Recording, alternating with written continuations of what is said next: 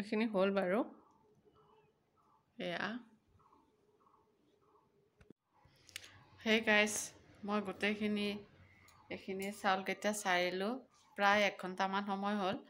কি কৰিম আৰু বাৰে বাৰে এইটো কামকে কৰি থাকিব নোৱাৰি সেইকাৰণে একে লেঠাৰিয়ে মানে কামটো কৰি শেষ কৰিলোঁ লগতে মাজতে উঠি গৈ একবাৰ মানে কি কৰিছোঁ অলপমান আটা মাৰি থৈ দিছোঁ আটাৰ ডো এটা মাৰি থৈছোঁ মাজনী স্কুলৰ পৰা আহিল তাই মানে কিবা এটা বনাই খাম বুলি কৈছে মানে ৰোল বনাই খাব বোলে গতিকে সেয়ে আজি এইখিনি কৰিলোঁ আপোনালোকৰ লগত অলপ শ্বেয়াৰ কৰিছোঁ মুহূৰ্ত চাই যাবচোন মোৰ ভিডিঅ' আৰু এইবিলাক চেনেলটো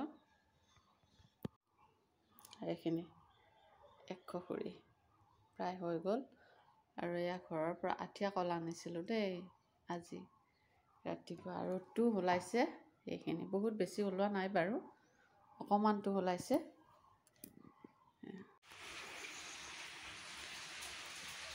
বৰষুণ দিলে এতিয়া 3:30 হ'ল এইটো সময়তে বৰষুণ দিলে গোটেই জেগাবিলাক জেকজেকীয়া হৈ গৈছে বাহিৰত বহি লৈছোঁ ইয়াতে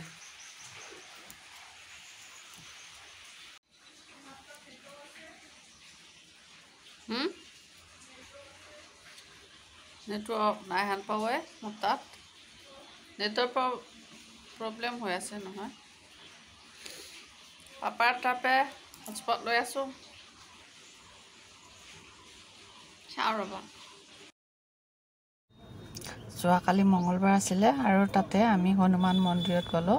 ৰাম জানকী মন্দিৰত তাতে মানে গৈ বহুত মন প্ৰাণ ভাল লাগি আহিল আৰু এয়া চাওক অলপমান পৰিৱেশ আপোনালোকৰ লগত শ্বেয়াৰ কৰিছোঁ আৰু বহুতেই বেছি ভাল লাগিল আৰু আহোঁতে মানে বাটত অলপমান বৰষুণেও পালে বাৰু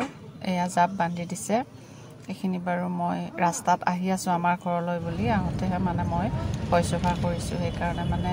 দেৰি হ'ল ৰাতি মানে মোবাইলত চাৰ্জ নোহোৱা হৈ গ'ল কাৰণে মানে এতিয়া ভইচ অভাৰ কৰি ভাবিছোঁ আপলোড দিওঁ যিহেতু মোৰ ঘৰত